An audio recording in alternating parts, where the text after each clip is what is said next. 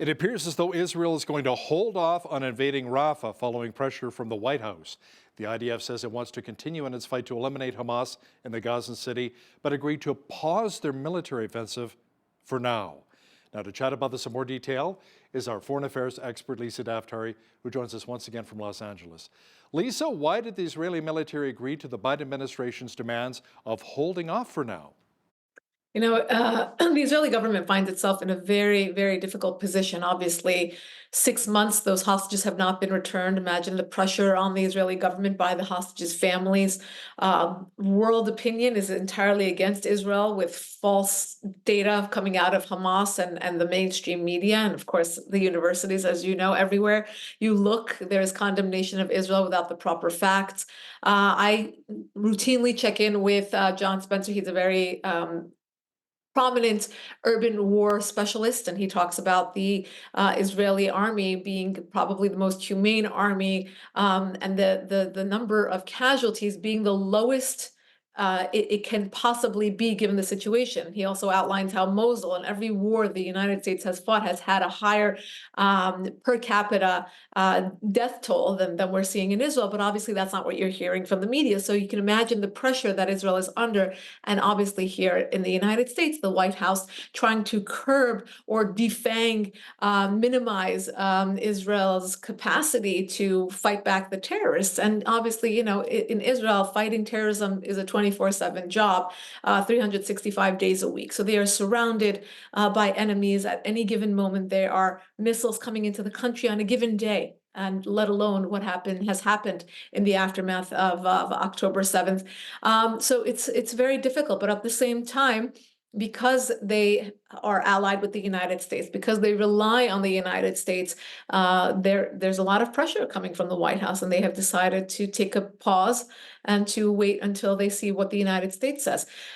Side by side that, as you know, we have an election coming up in this country. So the policy coming from the White House is wavering a bit to appease both sides. Whereas, obviously, Israel is our ally. I mean, that is a strategic relationship. It's not one based on charity. It's interesting to watch the White House kind of pivot, where, Israel's enemies just want to see Israel gone off the map. These small pivots are not doing enough to appease the other side. So everyone is stuck in a bad position. But Antony Blinken this morning did say that Hamas would be stupid not to take this incredibly generous, and he used the words incredibly generous, offer by the Israelis that's on the table right now. So we shall see.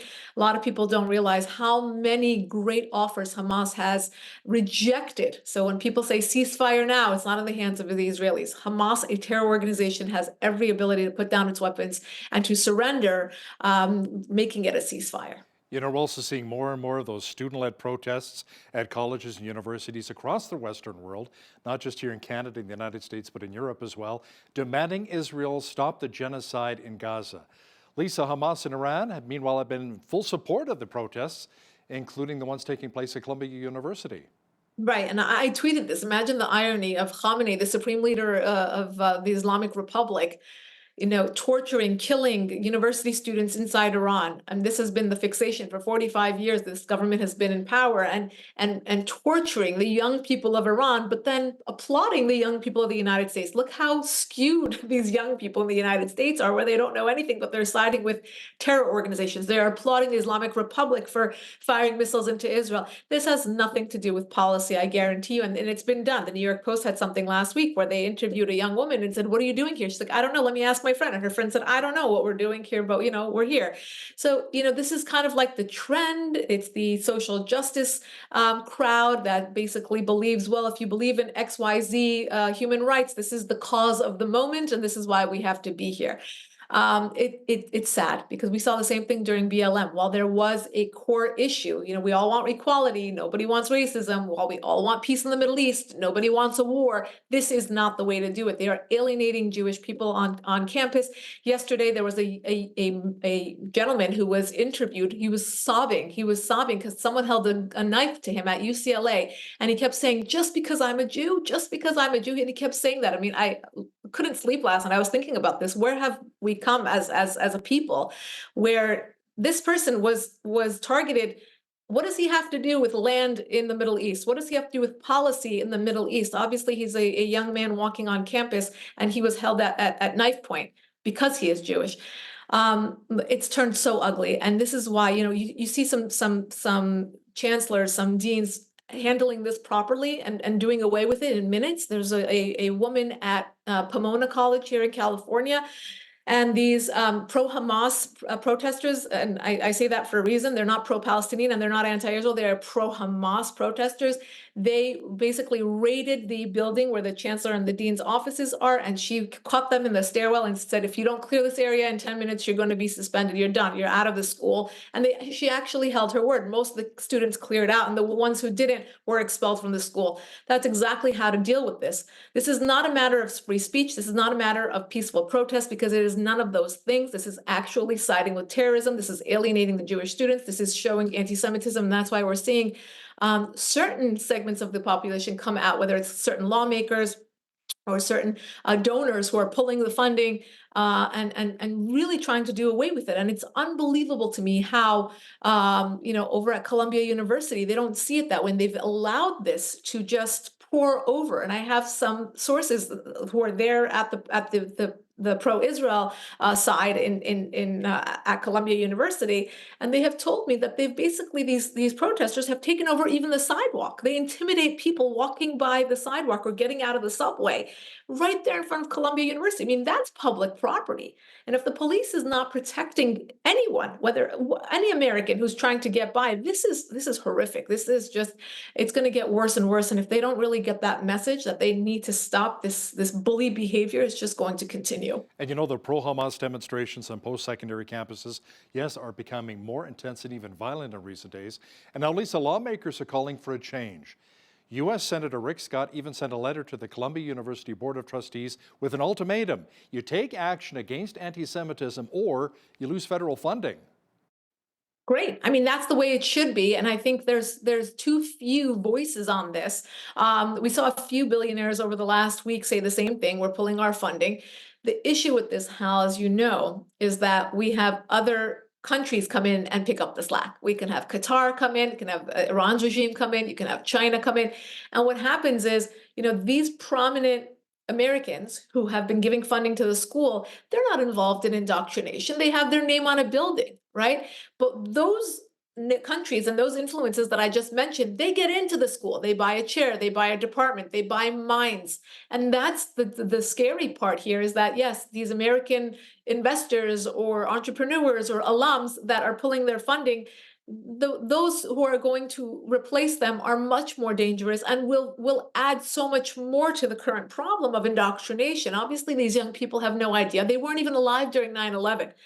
So to side with a terror organization, I mean, either their schooling failed, their parents failed, everyone's failed them, obviously, because this is ridiculous. The fact that they don't really have the information, or they can decide emotionally and then have a certain segment of the university population, a certain segment of the media, a certain segment of the influencers that are around validate their feelings and say they actually are feelings, right? When you can identify as a cat or dog, I guess you can have any feeling you want and have it be, fact. Emotion is fact right now.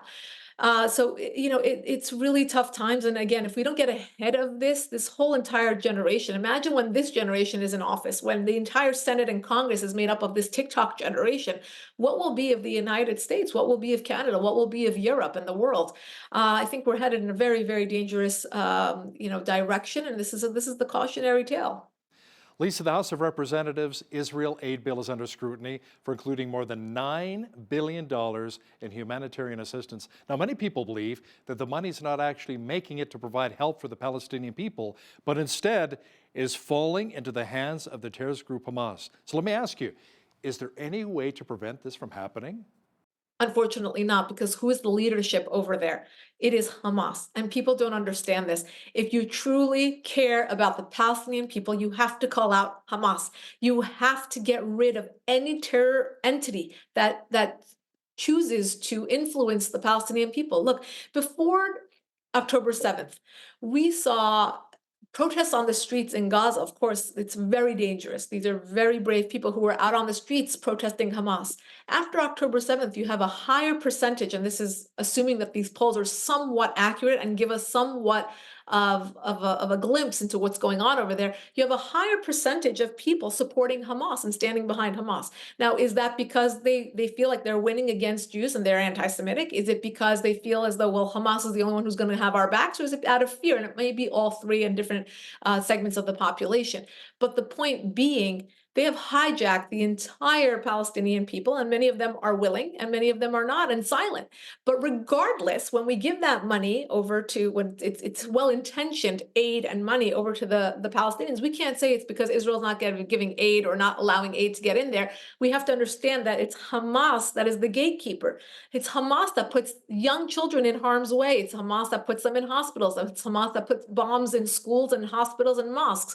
And really, to understand, if we truly want to get to the root of this problem, we have to rid the entire region of radicalism. That's starting with Iran's regime, and it goes throughout, because that's where they're spreading their money and their influence inside Yemen and Lebanon and Syria and Iraq, and of course, Gaza and the West Bank.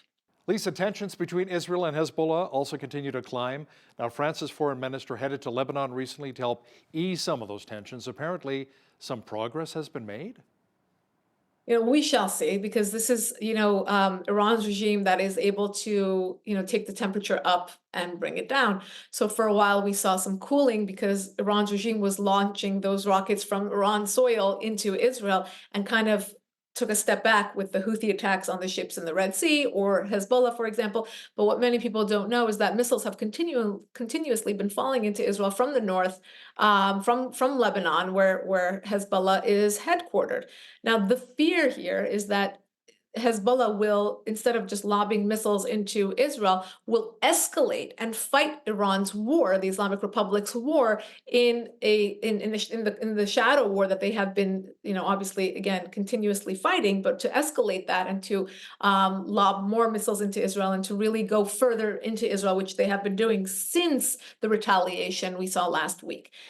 Hezbollah is the most well-endowed terror proxy of Iran's regime. They have over 100, some say 200,000 missiles in their arsenal, and that would be a tough fight for Israel to thwart in, side by side, in conjunction with the current war against Hamas. That is the fear. Look, Israel is surrounded, as I said before. This is by design. Obviously, the Islamic Republic's ring of fire that they have wanted to create is that influence around Israel in order to surround it.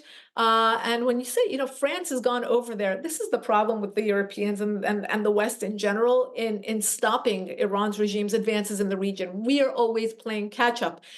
This is something that many of us experts have been pushing for a very long time. The United States gives aid money to the Lebanese Free Army to actually, we were pushing for them to actually create safe zones inside Lebanon, where Hezbollah was not allowed to go. Many Lebanese people, most Lebanese people, especially those who are Christian, which is a large percentage of the population, the Maronite, they have wanted an area to nation build, to build up the country again, free of this cancer, which is Hezbollah. And many of us have been pushing to say, with the aid money that we give to the Lebanese Free Army, the army, what we should do is to pressure them. There should be a contingency to create these safe zones, especially in the center of the country, so that they can nation build. But they have refused to punish any tentacle of Iran's regime, including Hezbollah, including the Houthis that came off the terror list when the Biden administration came into office. So these are all consequences of the same dominoes that have been placed by this administration to not want to face this head on before the problem was created. Now here we are playing catch up. So, this is all by design. This is all consequences of a weak foreign policy and not understanding or not wanting to understand the enemy, and now trying to fight it, in hindsight. And it's very, very difficult to do that. Let's talk a bit about your president, Joe Biden. A new poll released by Gallup says that Joe Biden is one of the least popular U.S. presidents in history. His 38.7% approval rating ranks below Richard Nixon and Jimmy Carter. Now, the results may indicate that he'll have a pretty tough time running for re-election this fall against Donald Trump. I mean, 38% I think is pretty generous, because when you do speak to Americans, people are not happy. And it's not just about the wars that are going on between Russia and Ukraine, or the wars going on in the Middle East, but more so, the day-to-day for every average American, the rise in crime, the price of gas, the price of produce and eggs and milk and basic things. So people are not very happy. What is troublesome here is that it's going to be an election for Donald Trump or against Donald Trump. It's not going to be about Joe Biden. And that's where we might not see this even come into play. The fact that he has made so many mistakes, that he continues to fall, his age is really coming into question.